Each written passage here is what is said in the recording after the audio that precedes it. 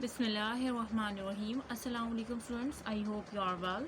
सो आज जो है हम पास पेपर के एमसीक्यूज करने जा रहे हैं। ठीक है, फंडामेंटल कॉन्सेप्ट ऑफ केमिस्ट्री के। ठीक है, सो ये जो है 2000 से 2018 तक के है। उसके बाद फिर हम 18 से ऑनवर्ड 23 तक जो है ना, फिर मैं आपको अलग से करवा दूँगी। ठीक है, सो स्टार्ट करते हैं। चैप्टर वाइज एमसीक्यूज हैं एमडीकेट पास पेपर के। अच्छा, सबसे पहले जो 2000 में जो इससे रिलेटेड जो एमसीक्यूज आया है वो क्या है कि 1 मोल ऑफ इथेनॉल और 1 मोल ऑफ इथेन, इन दोनों को क्या चीज़ इक्वल होगा, हैव एन इक्वल, ये ऑप्शन दिए हुए।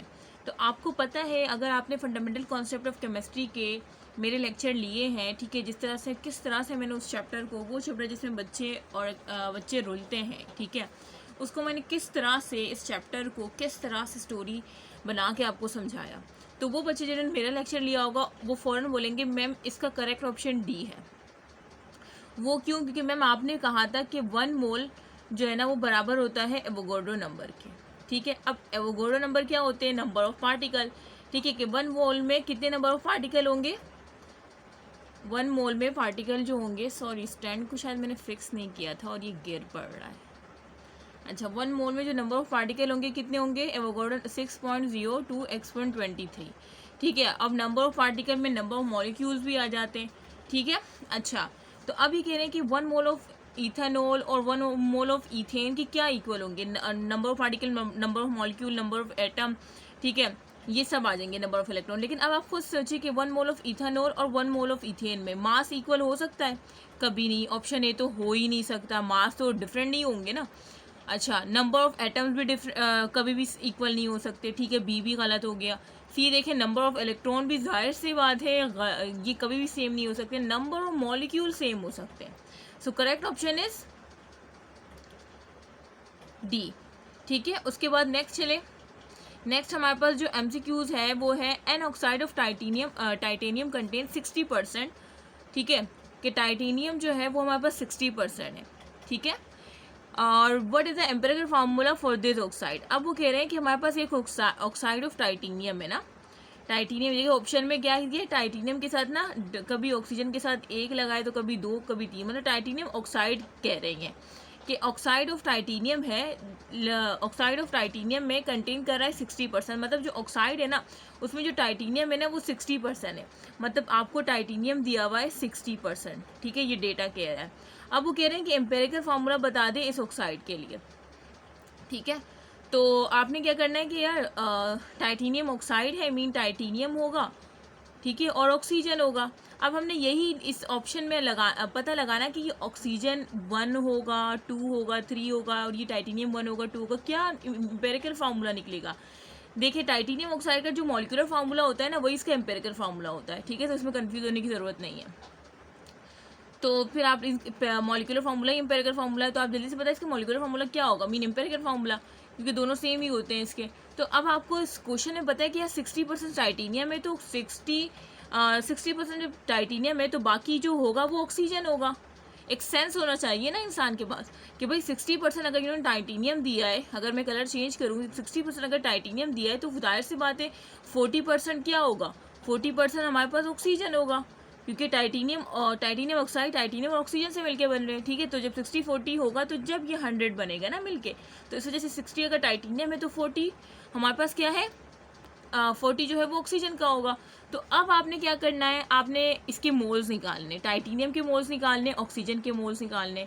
मोल्स निकालने के बाद मोलर रेशियो निकालना है। ठीक है, और मोलर रेशियो से आपको पता चल जाएगा कि इसमें से कौन सा फार्मूला है। अब आप लोग बोलेंगे मैम मोल्स कैसे निकालें? बेटा, मोल्स आप लोग कैसे निकालेंगे? आपने अगर मेरे लेक्चर लिए हैं तो मोल्स इज इक्वल टू जो भी ग्राम में ऊपर वैल्यू दी है, ठीक है, उसको उसके मोलर मास से डिवाइड कर दो। तो आप वो देखें अब आप बोलेंगे इसमें ग्राम में तो हमें कोई वो ही नहीं दी वैल्यू, तो देखें ये 60% जो दिया है ना, आप इसको 60 ग्राम ले लें। ये आप किसके मोल निकाल रहे हैं? टाइटेनियम के। ठीक है, और से अब टाइटेनियम का जो एटॉमिक मास है वो कितना होता है, वो 48 ले लें। ठीक है, 47.9 होता है, आप 48 ले लें।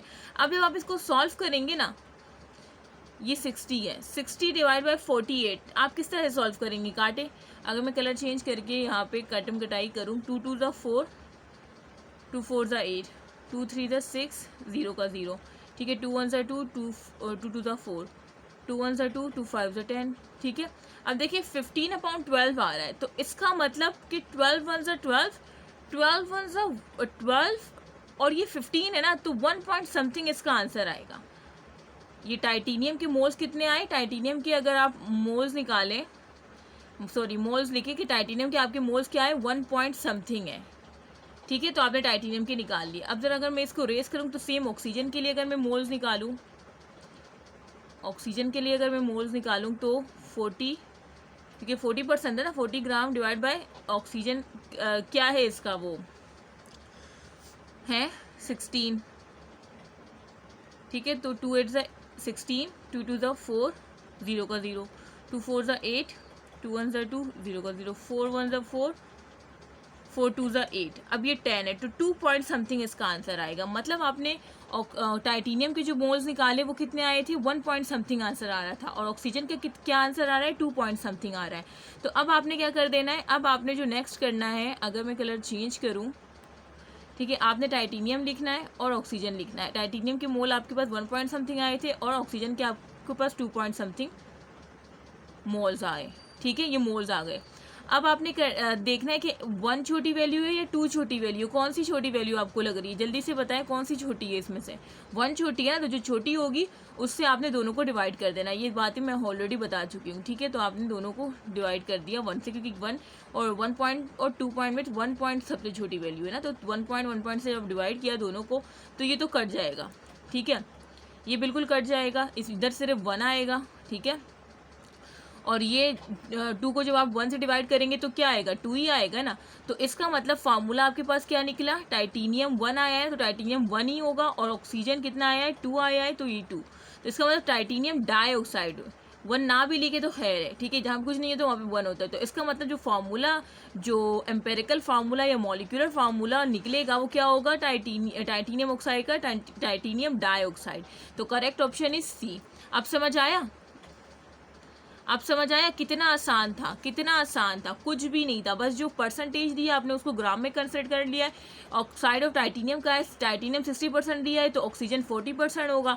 फिर क्या कर देना है, आपने मोल्स निकालने हैं, आपने टाइटेनियम के मोल्स निकाले, 60 ग्राम को डिवाइड कर दिया इसके एटॉमिक मास से, जो कि 48 लिया था, 47.9 होता है, तो हमने 48 ले लिया ताकि हम क्या आसानी से काटम कटाई कर सकते। हमने काटा तो हमारे पास 1 पॉइंट समथिंग इसके मोल आए, ठीक है, 1 पॉइंट समथिंग मोल आए, मतलब 1 मोल, ठीक है।